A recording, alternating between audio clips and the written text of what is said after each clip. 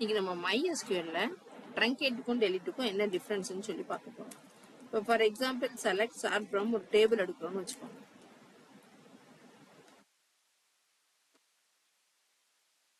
இப்போ இந்த டேபிள்ல நிறைய இருக்கு. ஒரு டேபிள்ல வந்து நிறைய ரெக்கார்ட்ஸ் இருக்கு. பட் ஒரு கண்டிஷன் வச்சு நான் வந்து டெலிட் பண்ணணும் அப்படின்னா நான் யூஸ் பண்ண வேண்டியது டெலிட்.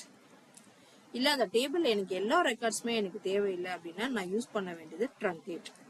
பட் டெலிட்ன்றது டிஎம்எல் லாங்குவேஜ், டேட்டா மேனிபுலேஷன் லாங்குவேஜ்ல வரும், ஆடி இன்சர்ட் எல்லாமே.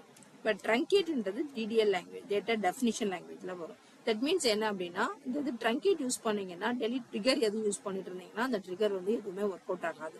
ஸோ ட்ரங்கேட் வந்து ஃபுல்லா டெலிட் ஆயிட்டு நம்ம சப்போஸ் ஒரு இன்க்ரிமெண்ட் ஆட்டோ இன்க்ரிமெண்ட் எதுவும் கொடுத்துருந்தோம்னா திரும்பவும் ஃபர்ஸ்ட்ல இருந்து வரும். அதான் ட்ரங்கேட். டெலிட்ன்றது அப்படி இல்லை, அந்த பர்டிகுலர் மட்டும் இருக்காங்க.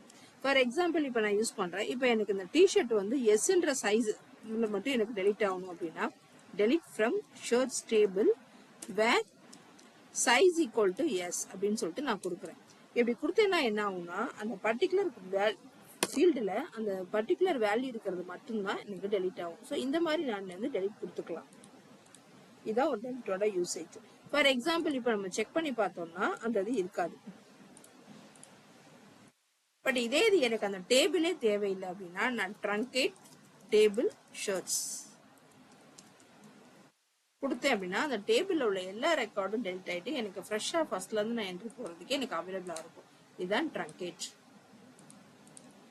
ஸோ இப்போ நம்ம யூஸ் பண்ணி பார்த்தோம்னா அந்த டேபிள்ல எனக்கு ஒரு ரெக்கார்ட்ஸ் கூட இருக்காது. இதுதான் ட்ரங்கேட்டுக்கும் டெலிட்டுக்கும் உள்ள டிஃபரன்ஸ். தேங்க்யூ.